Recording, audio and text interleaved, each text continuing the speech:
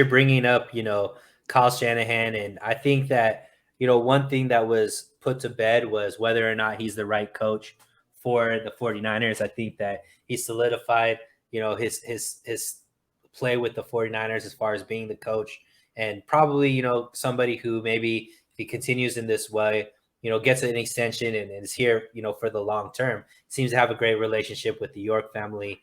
Him and Lynch seem to get along, and obviously the players love him, and the culture he's built here, I think, is a great one. So kudos to him for all of that. I do want to talk to you and see if you have this to criticize about him.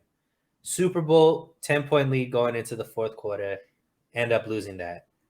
NFC Championship game this year, 10-point lead going into the fourth quarter, end up losing that. This whole playoffs, offense didn't look very good, Mav.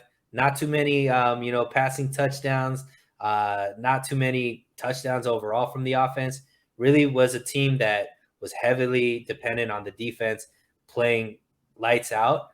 And the one game that they didn't play necessarily lights out, they still played well, but maybe not lights out. They ended up losing that game.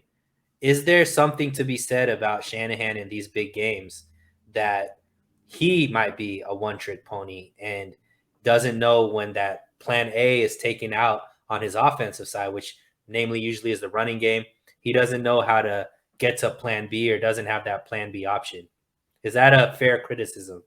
I think it's a fair criticism that he's not necessarily the most, or he's not great at adapting in game. I think he's so confident that his game script is going to be perfect that sometimes when it doesn't, it takes a little bit to adjust, which is, I think, what we saw in the week 18 game and in this last game. The offense got off to a slow start. Yeah, Jimmy missed Kittle on that first drive that could have been a touchdown, but it takes a little bit for him to adjust, but he can. It's just, I think sometimes that killer instinct at the end of the game is missing. When they're up 10, they should go try and go up 17 and end the game. They shouldn't be like, okay, let's get up 10, let's get up 13. I thought that 4th and 2 play, I thought they should have went for it.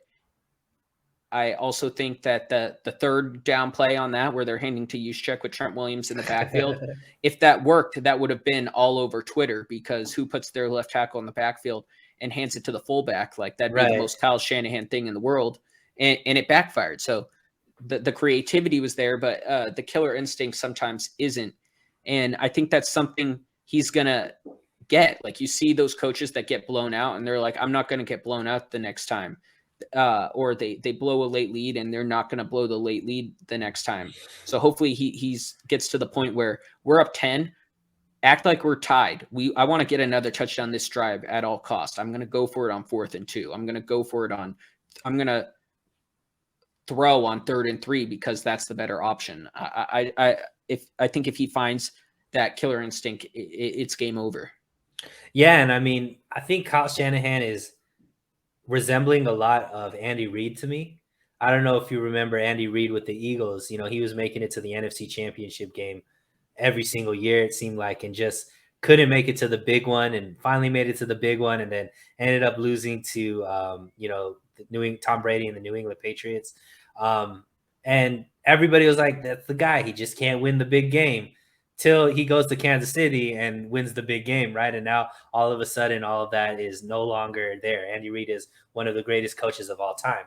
He was always one of the greatest coaches of all time. He just couldn't win that big game, and I think he finally figured it out. Might help when you got a guy like Patrick Mahomes there, but Tyreek Hill and Kelsey and all those guys does help. But yeah, I mean, I think Kyle Shanahan is still only a coach that's been a coach for 5 years, right? So it's not that has all of this experience, in these big games as a head coach. He's only been to the playoffs twice in those 5 years. Both of those times he was either in the Super Bowl or one game away from the Super Bowl. So there's a lot to be said for why he might coach the way that he coaches, because when he's there, he is pretty successful, right? But I think you're accurate in saying he does need to be a little bit more aggressive. And maybe that's something this offseason he could look himself in the mirror and say, hey, maybe I do need to take a few more risks, especially when I'm in a position of power, to maybe close out the game rather than just try to play so safe and end up, letting a team get back into it, right? So I do agree. I think that's something that I'd like to see, but he's pretty consistent with not going for that, 4th and 2 when it's like outside of field goal range, or like he doesn't like taking that risk, which I wish he would do a little bit more often. Yeah, Andy Reid's going for that, and I mean, I was young when Andy Reid was the Eagles coach, so maybe back then that's something he wouldn't have necessarily gone for. He would have been okay with the 10-point lead. But I think, as you said, when Kyle gets more experience, I think he's going to step on the throat and go for that 4th and 2 and kill it. And I think that's interesting what you were saying with experience. He's been to a Super Bowl and an NFC Championship his 2 years in the playoffs. So maybe the fact that he's choking in big games is because he's actually getting to those big games. If he choked in the divisional round or the wild card round, is it that much of is that big of a deal? Like what Right. the Cowboys did against the Niners. But the fact that he's winning 2 games and then making the quote unquote grave error rather than earlier in the season, is that something that hurts him actually in a weird way? You know what I mean?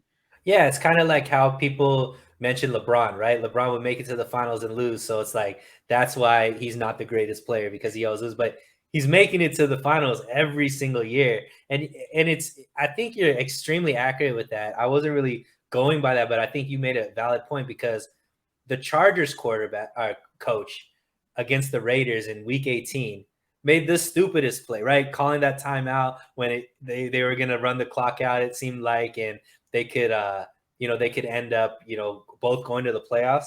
Ended up calling a timeout, and then they end up getting a running play, kicking a field goal, and then the Chargers are no longer in the playoffs.